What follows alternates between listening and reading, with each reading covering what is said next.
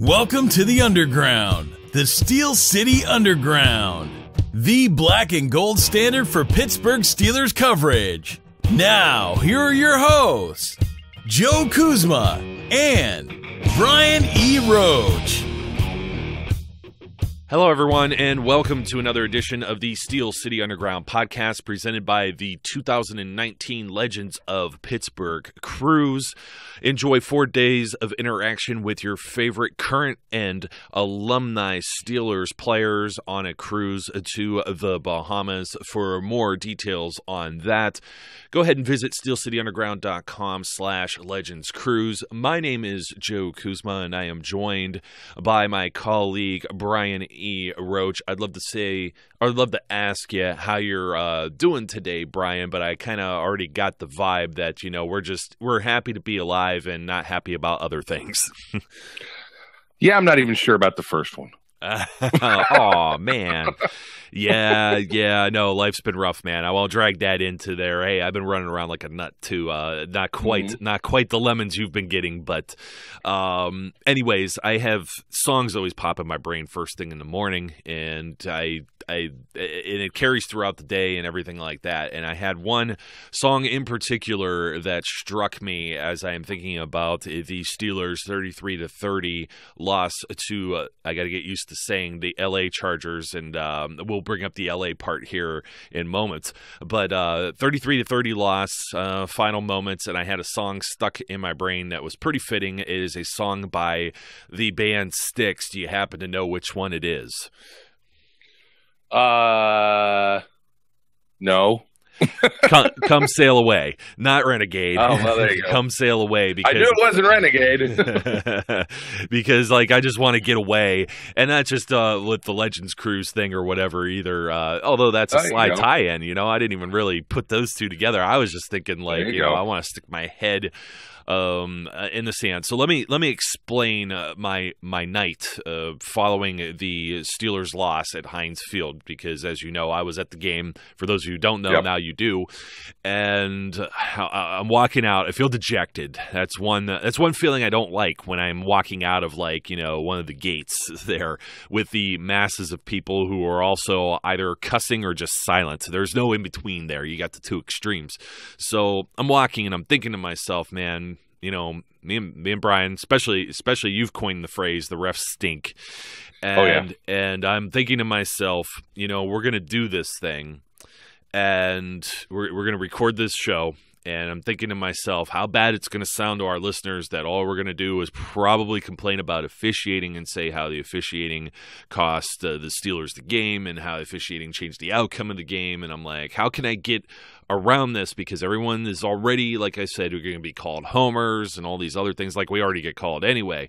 So between that period of time and now, I had the opportunity of throwing on both of the major Pittsburgh radio stations, going back and forth between their post games, and the overwhelming theme, not just from callers, but there was some other themes which we'll get to, but the overwhelming message, and this is coming from the host. This is like Stan Savran and Charlie Batch. I'm trying to think who had the other one on DVE, and I'm drawing a blank here, who hosts that, was the officiating. And I'm like, well, you know what? If these guys are doing it, and you hear Mike Tomlin's post-game press conference, and he was short for words, and then he's asked about calls by the beat writers who, you know, they're some of these guys are the last guys usually to make excuses or ask questions or do this and that. You know, if there's a call, hey, they're going to ask about it. But it was like 3 different questions about the officiating, and Mike Tomlin said something about not I already sent enough money to New York, I'm not going to discuss it, got up and walked off the podium.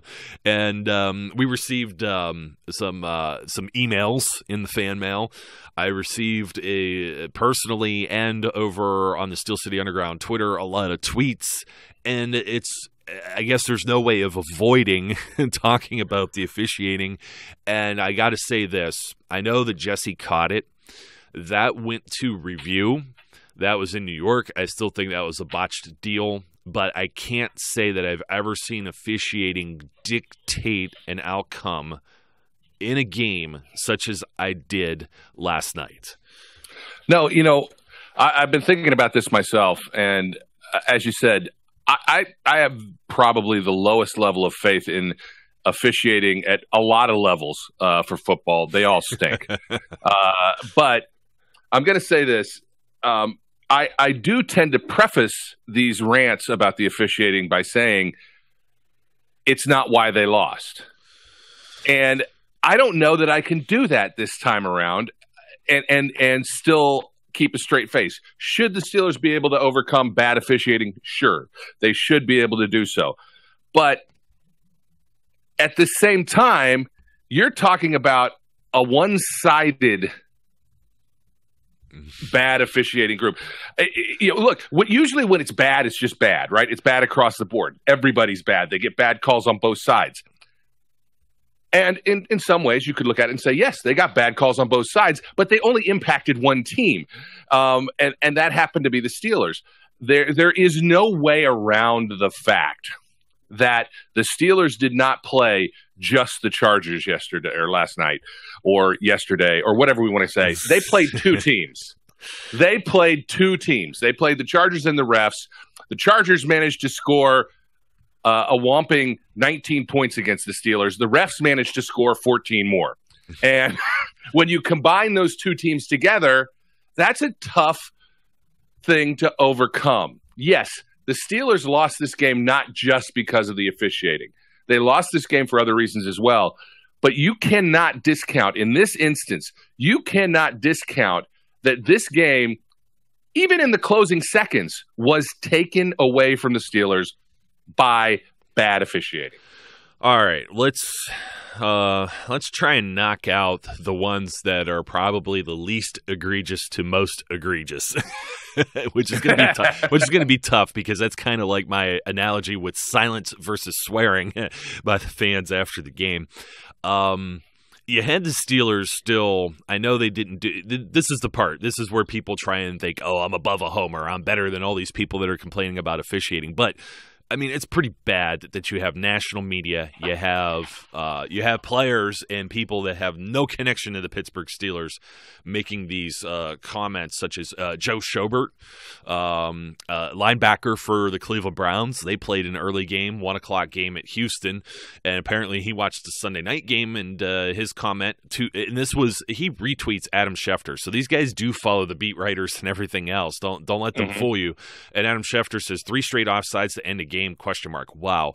And Schobert goes, Chargers long snappers notorious for twitching and moving the ball before he snaps. Pointed it out to refs during our game when they played the Chargers and was told, quote, he's been doing it his whole career, end quote. It's not going to get called. And it's funny because I dropped in the comments section there and I saw people say something like, well, you should just have Joe Hayden just line up over the long snapper, which is illegal, now, or just who cares about false starts and everything else. I've been doing it my whole career. That's the excuse for it. So they could just, let's ignore the rule. And that was part of the issue with that. Now, that's not the most egregious thing, but I just wanted to bring it up because I saw the tweet.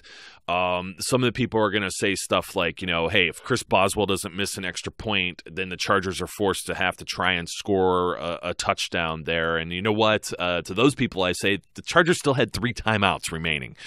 So, I mean, it's not like, you never know. And you never know when it comes to when we say if some of these things get called back and what the outcome of that is.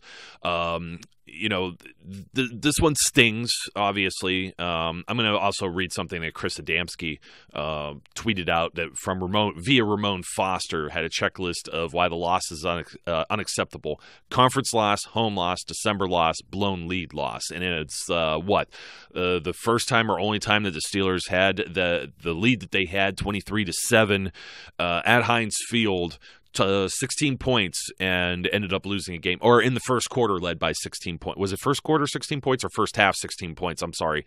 I may have that backwards, but all these things kind of go together here, and going with the least egregious, I'm going to say there were a pair of holding calls. I believe they were both long plays with James Conner. I believe one was a pass play and the other was a run that were wiped out by plays that happened probably 10 other times, a dozen times, both sides of the ball, the entire game, any game you could find at any level, and a flag was thrown. It was a hold by Ramon Foster, which I thought was real ticky-tack. And then there was one that in the stadium I didn't even see that was apparently Alejandro Villanueva. And I'm just like, where is it? You throw your hands up, and you guys know because I'm communicating with you when I'm there, and I'm like, was there something on TV that shows this better so I'm just not some raging yinzer? Those stalled drives and kind of screwed the Steelers into situations where, they didn't have a chance to score. Now, of course, the people that are anti the officiating rant, like I said, Chris Boswell misses an extra point. Ben Roethlisberger throws a pick, misses Justin Hunter wide open. Yes, those are all things that would have been a Band-Aid on the wound, but we got to get into the bigger things here because there's a lot of points on the board. I think it was 15 points actually because on the punt return there was a 2-point conversion there. So I think it's 15 points actually for the Chargers or for the guys in the zebra stripes. Yeah, look, the two holding calls are bad, and they're bad because they didn't occur. Spot on, man. I was really trying to not homer it, but you just took the volume button and dialed it up. I'm going to dial. Look, we've seen probably for the first time ever an official get fired, and while I hate for anybody to lose their job, everybody on this crew should be fired. They were that bad. Wait a second. Do you remember what team they happened to have when that guy was fired? It was the Chargers game then too. It's unbelievable. It's ridiculous. You could watch this game, and at a certain point, especially after the call against Villanueva, because Villanueva does have what would technically be a hold on a guy, but it's not lengthy, and he releases it very quickly. And that call doesn't get made 99.9 to infinity% of the time. It was also being done on every single pass play that the Chargers had, and it's not called once. So it is. Those are bad calls, right? They're bad calls. I can live with some bad calls if they're done equally. Yeah. It's not in this case. It's ridiculous. That ball was all the way to it was on the other side of the play too. The pass was on the other side of the line away from Villanueva. Over on Matt Filer's side is where the play ended up going, and they called Big Al for it. It was ridiculous. Yeah. Go along with holding calls. Every single kickoff, every single punt, the Steelers got called for holding on a fair catch. I mean, yeah. On a fair catch. They either got a block in the back or a holding call on almost every single kickoff in the game, both sides, except for when the Chargers score a touchdown, when there were two blocks in the back. Not just the one on Brian Allen. There was another one as well. There were two blocks in the back right in front of officials. And they don't call them. I don't know what any kind of agenda would be. You would think, okay, the game's played in L.A. and the fix is in. You're getting homered, right? How do you get homered at home is beyond me. That should be impossible. There should be, you talk about a home field advantage or things in the favor or how certain teams get the calls. I don't know how the Chargers or why. You miss something. Here's an example. My sister-in-law is not a big football person, but knows just enough to watch. I've actually impressed with her knowledge recently. I showed her a clip of this after I got back last night of the false start. I'm like, here, I need to show you this. And she goes, that's a false start. I'm not even sure I knew that she knew the rule. But that you have my point is not to drag down her knowledge, but to show a position of you have somebody who casually tunes into a football game for a few minutes here or there over the course of she's 30 or something like that. She's gonna kill me for saying that if she could hear me. It's like, but somebody who just casually watches football that could point that out or pick that out of a video has more of a concept of what a false start is than an actual NFL official. Now, I had someone ask, and I don't have the gentleman's name right here. He sent it to the fan mail. Was it Jacob, I think? I'm going to have to pull this up, but he was asking about how NFL officials can keep their job. Well, obviously one did not earlier in the year, and it was something very much like this usually, and it's a surprise because they have a union, and it's Joshua. Jacob must have been the gentleman on Twitter that was he dropped in and was replying to almost everything, and it was and he wasn't the only one. There were several people like that, but asking how someone can keep their job, I'm not sure if they can keep their job. This was a butcher job. I've read so many quotes, so many places. When you have guys, you have reputable beat writers. Ray Fittipaldo, for example, already this morning with the headline of questionable calls. It's not even clickbait. These guys are writing and talking about it. You have Al Michaels and Chris Collinsworth on the false start they're like everybody, the defense, the fans here, they're looking for a call. It was mind blowing, and it makes you wonder. It's like, oh well, how does Mike Hilton get beat so bad? Because he's on his heels, and everybody's looking around for a flag. Everybody knows that the rule was broken, and nobody does anything about it. It is pure insanity. I mean, obviously the false start being I don't know if the false start's even the worst of them. That punt return might even be worse just because, like you said, there was 2 infractions there. Yeah, look, the false start is bad. It's really bad in the sense that, as you said, he knows it happened, so everyone assumes it's a dead play. Does that excuse them from essentially taking the play off? No. But it should have been called. That should have been a no play. Does that mean the Chargers wouldn't have scored on that drive? No, it doesn't. But the defense had been playing much at a very good high level up to that point.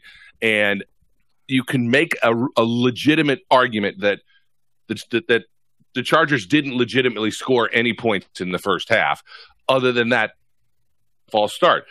The touchdown on the punt return also should have been wiped out. And I get, and we'll talk about what some of the stuff that the Steelers actually did wrong. Because again, I want to reemphasize this. It's not just that the refs blew. It's just not that the refs stink. Hashtag the refs stink. We know the refs stink. They stink consistently. Yes, they stunk worse in this game than probably any other game I've seen this season. But the Steelers didn't do themselves any favors in other areas, too. So I want to reiterate, it's not just the refs. But it is a part of it, and there's no doubt about it. Now, the more I look at this, however, the thing that really drives me nuts and brings this full swing is this all started off of that false start. Yeah. Right? The Steelers don't get a false start call because of I don't know why. The ref is picking his nose. I don't know. He's admiring somebody's butt. I have no idea what he's doing. But he's clearly not watching the line, which is his one job. And so they don't call false start on that. Then, at the end of the game, the first – forget the second 2 because the second 2 should never have occurred. The first offsides call against Joe Hayden, go back, stop frame on that play. He wasn't offsides. It didn't happen. The minute he moves is when the ball moves. The snap occurred simultaneously. He's not offsides. That should never have been called. And so the dynamic of a false start not being called to an offsides being called, the refs clearly don't know anything. They don't understand the most basic rules of the game. And the Steelers, to a certain extent, you can overcome certain things. And they should have had an opportunity at the end of that game to go into overtime and see what would happen. It doesn't mean they would have won. But it's extremely galling and frustrating to know that at least 18 points in that game were granted to the Chargers specifically by bad officiating. Yeah. In the stadium, the offside stuff was watching the replays on the scoreboard. You couldn't tell. When I got to see the replay, especially on the Joe Hayden thing, I'm wondering to myself what the instruction is to the NFL officiating crews. I'm wondering, you're dealing with professional athletes in 2018 that are faster, stronger, smarter. These guys have their nutrition planned out all year, nutritionists and all these other crazy sports science things. So the speed of the game is as fast as it's ever been, and it continues to get faster year by year, okay? Where I'm getting at with this is the NFL's direction, or Al Riveron by direction of the league or competition committee, or whoever draws this stuff up for their directives on plays like this, or any play at the line of scrimmage, really, because it boils down to line of scrimmage when you're on the gridiron, right? Is it a situation where you err towards the team who has the ball and you throw the flag, or do you err toward the defense in that your mind and your eyes cannot perceive the speed of play as fast as it's actually happening? And this is something that comes over. I know I'm in the soccer world. The instruction there is for anyone who watches the sport, the other football, for offsides, is to keep the flag down if you're not sure, because the speed of play is so fast and the angle of being right on it. Now in the NFL, they're standing stationary and everything's not in constant motion like a basketball game or a soccer game. So they're standing right there on the line of scrimmage and should be able to see this, but you're going to get tunnel vision because the players that are closest to you, it's hard to have that perception. And then when you're looking over on the other side of the field, that's why you have guys on each side of the field, is because you're going to be off by probably at least as much as, with the field being a little bit wider, we'll just give it a yard either way, one direction or the other. You could be off with just your perception. It's a flaw of the human anatomy of your eyes. And I think that's exactly where the Joe Hayden thing comes in. It's also where Artie Burns on the block on the second one comes in, because, he's a track athlete, high school and college level, and he's just that fast. And I think the officials, and probably both circumstances, especially when you have a long snapper who's fidgeting with the ball, just completely blew it. Yeah, it's just bad. And it's more difficult to get past games where it is very clear that you got hosed at certain points, because they did. There's just, you cannot. I get the argument people are, because there are a lot of people out there, like you said, who are don't blame the refs, but you have to blame them to a certain extent. For example, I've read a lot of tweets, people complaining, and in fact, Warren Sapp tweeted this out about Mike Tomlin's press conference. He tweeted that, this is terrible commentary. You played terrible in the second half. You weren't aggressive. Go back and look at the play calls in the second half. Yes, they went some James Conner up the middle, but guess what? If it wasn't for these holding calls that weren't holding calls in the drive in the third quarter, they probably score again. But you take a 22-yard run away from James Conner on a non-existent holding call, especially a holding call where the ref threw the flag, picked the flag up, then changed his mind and said, "Oh yeah, I'm right. I'm supposed to throw that flag here because I forgot. It's against the Steelers, so I got to throw it." Or whatever went through his tiny little mind. I'm sorry. Yeah, and the flags were also late. That one, the second one, I think, the Artie Burns with the block. on the field goal was like no one saw a flag, then all of a sudden the flag comes out, and you're just like, oh my goodness. So there are many other things to talk about with this game aside from the fact that the NFL uses the same referees as WWE. Because, if you've ever watched a tag team match in pro wrestling, the bad guys get somebody to turn around and then they cheat, and the referee doesn't see it, and he's like talking to the good guys like, what are you talking about? That was the story of that game. JuJu Smith-Schuster catching a football on third down right at the down marker, and the spot that they gave tells you that these were the WWE referees. I don't know the motivation. Like, you could say, now I have a buddy that always tells me, he's the one who's got me saying National Fixed League. And I don't know that I've ever said that on this program, but I'm saying it now, and it comes from my buddy Jeff, who is not a Steelers fan. He is a Chiefs fan. And Jeff said he tried to call into one of the CBS sports radio programs during the week and discuss how, some of these things, not only just the storylines they drum up up interest in these games, seem very like pro wrestling-esque, but also how some of the things ebb and flow during the games with the officiating and that, and they wouldn't take his call. And that's coming from somebody that has no connection to the Steelers. I have a Broncos fan who got his say last weekend. Or the previous weekend, and he's like, man, you must be really ticked this morning. And I'm just like, yeah, you have no idea. And I can't figure out, this game was, like I said, this game was played in Pittsburgh. What is it? Are they trying to boost this LA market? Like, they have they've imposed their will, the NFL, that we will be in LA and it will be successful. And I felt when that spot was given, I'm like, are you kidding me?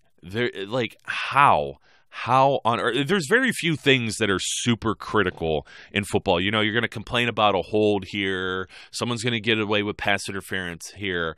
But when you got things that are point blank, you don't have all these moving parts, and you got a guy on the outside of the line that more than once jumps and moves. You got a guy screwing around with the snap. What was the game? Was that Thanksgiving with Cowboys or somebody? There was like a snap infraction. In fact, I believe the Steelers were probably called for this at some point this season too.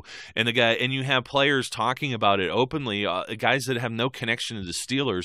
It just shows you just how bad it is. And I can't figure out what the justification or what, what's going to end up happening. It's going to be one of these apologies from New York, from Al Riveron or whatever, or trying to talk himself out of a wet paper bag, with his excuses in the weekly NFL fishing video. And we probably talked at least 20 minutes about the referees, but I mean, it was just that large of a factor in the game that you can't just, it goes without saying. Now the Steelers are 7-4-1. You got that stupid tie that's on there. There are things that they could have prevented maybe to not be 7-4-1. Like I said, Ben has a wide open Justin Hunter who hurts himself on the play, no less. And we got to talk about that because this was like a war. I mean, we don't know what's going on with James Conner.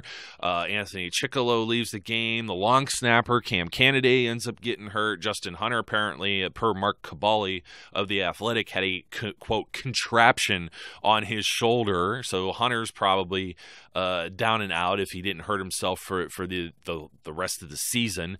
And, the Chargers, what's the benefit here? The Chargers go to 9-3 in a division where the Broncos are still battling, and the Kansas City Chiefs are the kings of that division. I don't get it, but, I mean, there were things the Steelers could have prevented. But there's people out there that are already, Mike Tomlin, like you said, making excuses, and it's like, all right, folks, I don't want to hear – this was funny. This was Stan Savran. I don't want to hear anything about Mike McCarthy or Kareem Hunt.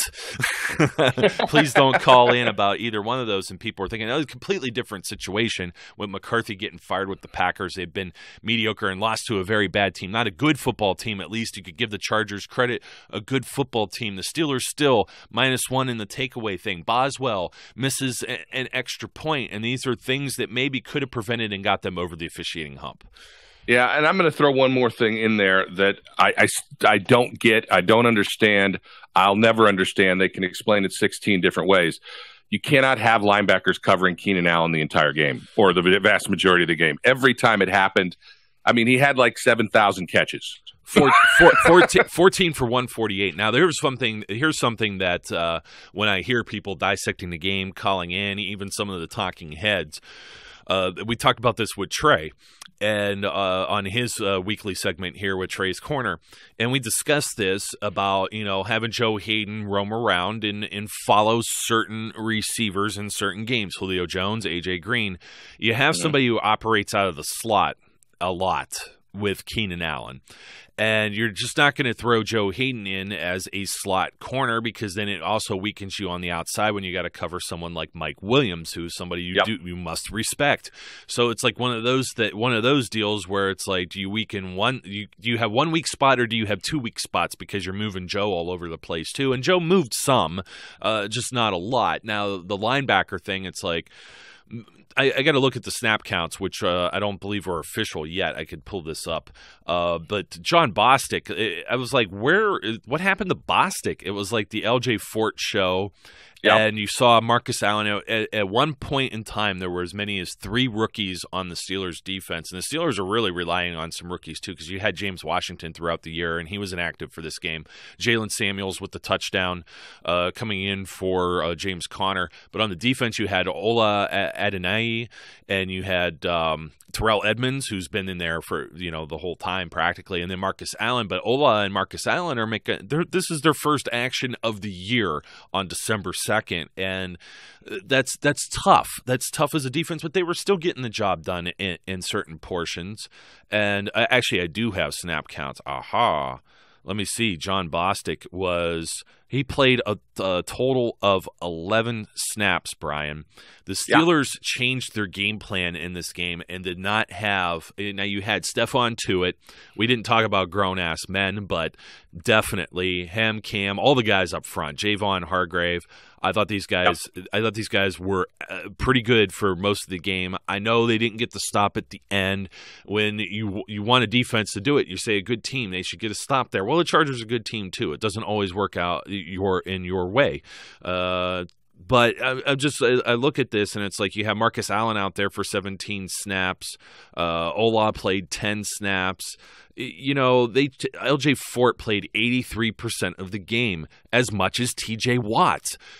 This was a game plan because they were trying to defend against the pass, because for pretty much 3 quarters of the game, the Chargers couldn't run the football. Then all of a sudden there's a guy, I have no clue where he came from, Justin Jackson, because they didn't have Melvin Gordon. He was injured. You have Justin Jackson come in and run all over the place because Austin Eckler was not getting it done. 13 for 21. Jackson comes in. He has 8 for 63 yards, which was just an ungodly 7.9 average. I'm like, what the heck just happened here? Oh, the Chargers figured out to run the football against the pass defense. I don't know if the Steelers' game plan was matched up pretty good, but they're going to have to figure this out. They're going to have to work through injuries, et cetera, because the schedule is not any easier for the remaining 4 games. No, it's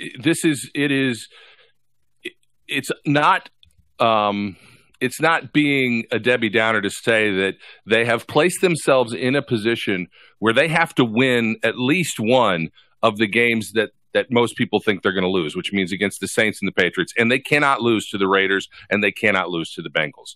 I believe that, they have a half-game lead on the Ravens now. The Ravens, I think, will probably lose 2 games to the Chiefs and to the Chargers.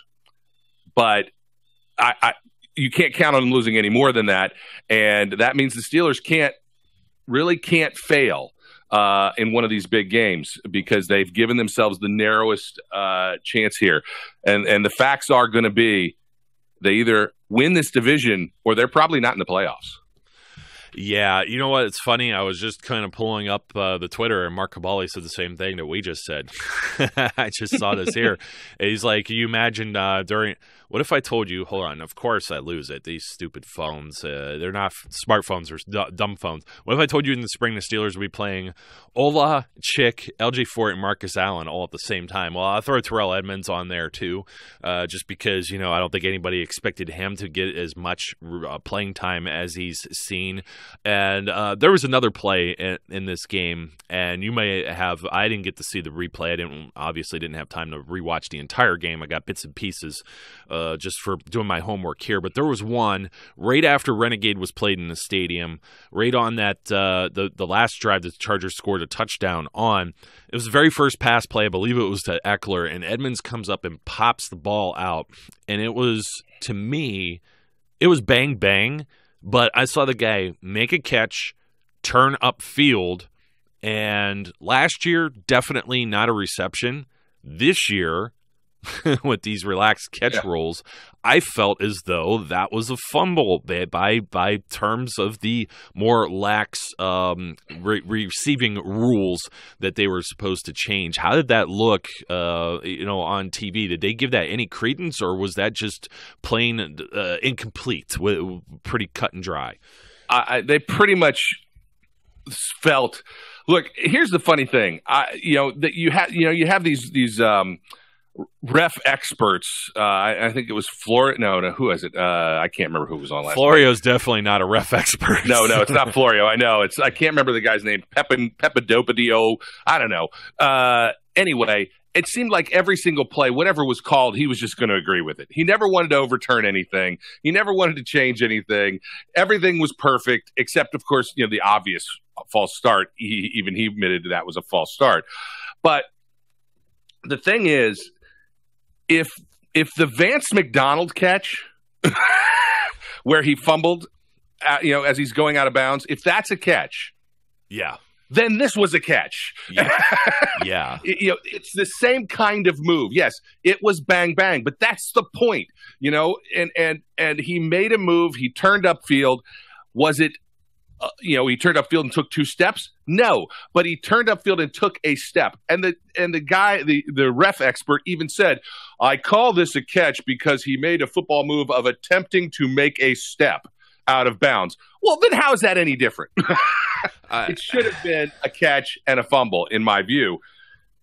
That is, of all the bad calls, that's the one I can let go, because they called it an incomplete pass on the field, and I don't know that there was anything enough to overturn it on replay. But I think had they called it a fumble on the field, which they often do, and then try and let replay fix it, then I think it would have stayed a fumble too. Yeah, and I don't think that's even anything you could challenge. Almost as bad as, I don't know if you saw, Terry may have this with their WTF later in the week, but the Colts and Jaguars game, where Jalen Ramsey hits, swope. There was like 5 seconds left in the game. He goes and takes like 2 steps. He's obviously trying to go upfield and go out of bounds. Ramsey hits him. A referee actually ends the game this way, calls forward progress stopped on the field, and it makes a judgment call. And since it's a judgment call, this is the same thing. It was maybe it wasn't the same ref expert. I'm trying to think which one has the CBS slate, but they stuck up for their brothers, the referee brotherhood there. I get it. I'm from that line of work. You don't want to criticize your fellow officials and the people that, many of these people are probably good friends. They've worked with each other for many years at a high level.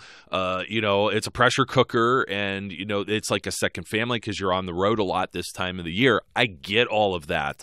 But, he explained it probably about as cut and dry as you can as far as a judgment call in that game. But I just looked at it like they can't challenge it because they're saying that's a judgment call. And it was just total crap. And I'm just like, if that were my game, I would be irate. I was talking to a buddy who's a Colts fan as this was going on, and guess what I get to deal with on Sunday night? I mean, it's just, it's unbelievable. I know we keep bouncing back to the officiating, but it's like we can't escape it. There are so many instances. The only thing that wasn't anything with officiating, well, wait a minute. Let me go to one specifically. I hope Ryan Switzer makes it beyond 2 years as a pro football player. That poor guy is getting murdered out there. And if that flag would not not have fallen out of their pocket this time on that particular instance where he gets beheaded, basically. This guy's had his face mask pulled. The last 3 games, he has been people are, they call into these radio shows, they talk about the Steelers not having a third wide receiver or any of this other crap.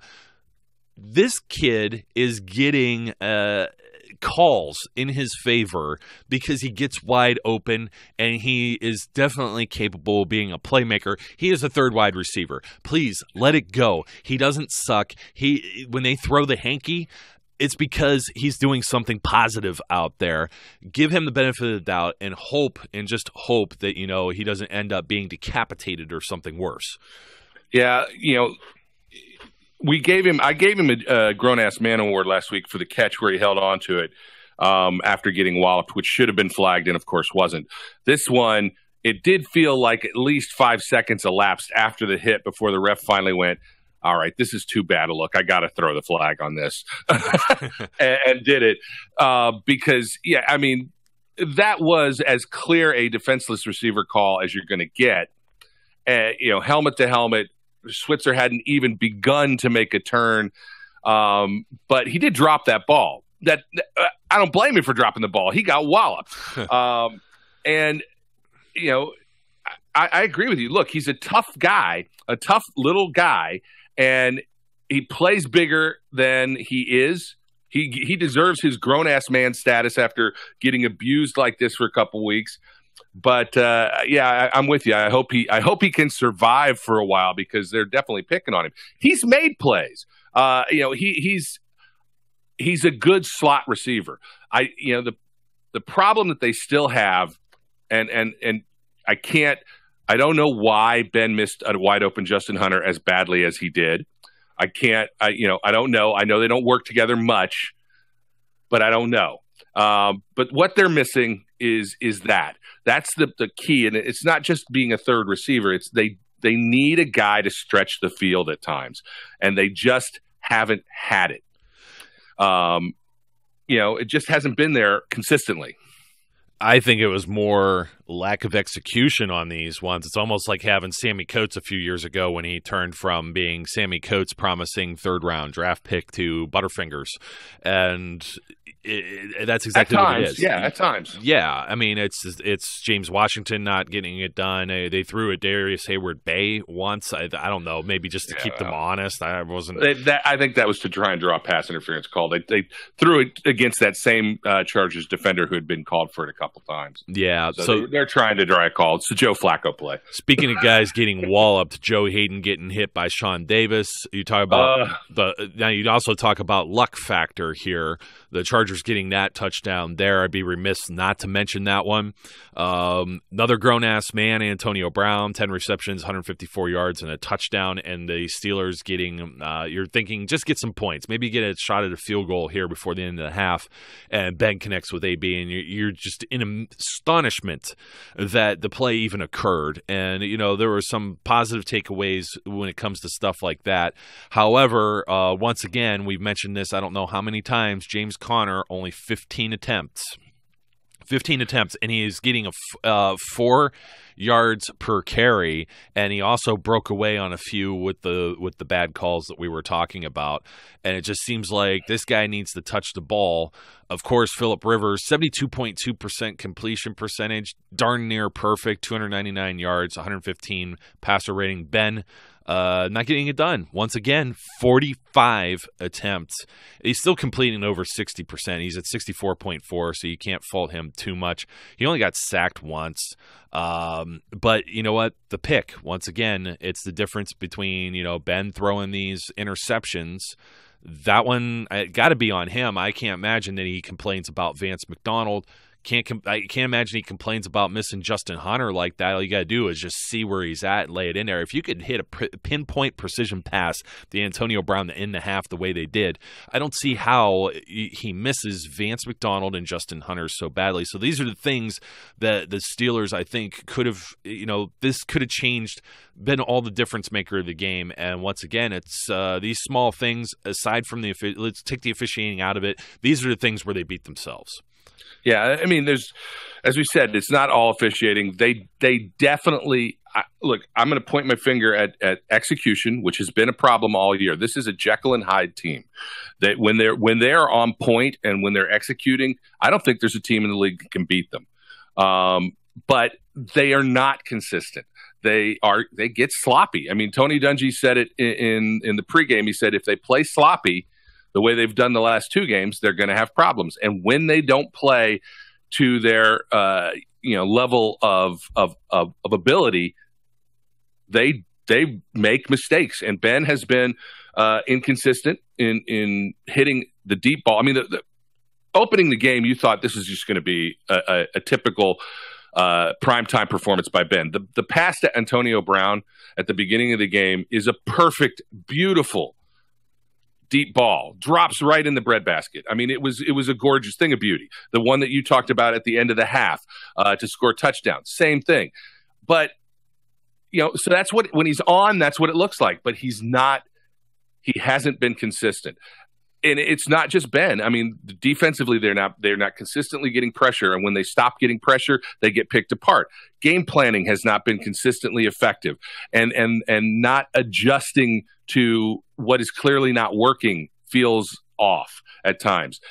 When they click, man, they're a team that can't be beat. But when they don't, they cannot overcome mistakes. And they certainly cannot overcome playing two teams on the field at the same time, that being the Chargers and the refs. Well, another inconsistency is special teams, because I'll tell you, the NFL, it's like flags every single punt, kick return practically all the time, except for the one where, of course, the Chargers scored the touchdown. I got to mention that like multiple times. That might become my new Jesse Caught It, because that was so bad.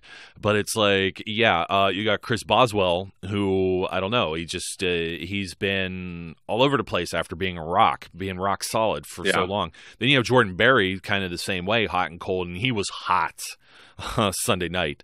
Some booming kicks that really helped help the defense, or could have helped the defense in some cases. I mean, it makes the Chargers work for it, as opposed to earlier in the year where he was shanking them and it wasn't quite working, like a 28-yard punt or whatever like that. But the Steelers just they didn't do a whole lot the second half of that game. It wasn't quite as feeble as when they played the Ravens at home on Sunday night, but I think they had something like a 9-0 primetime record in December at Heinz Field since it opened, and it's now 9-1, and it's because of all these various different reasons. When you put it all together, it paints the full picture, and it's just unfortunate because now they go from you're talking about being like a 2 seed maybe and having a bye week to now, are they going to win the division? Are they even going to be a wild card team? And it's depressing.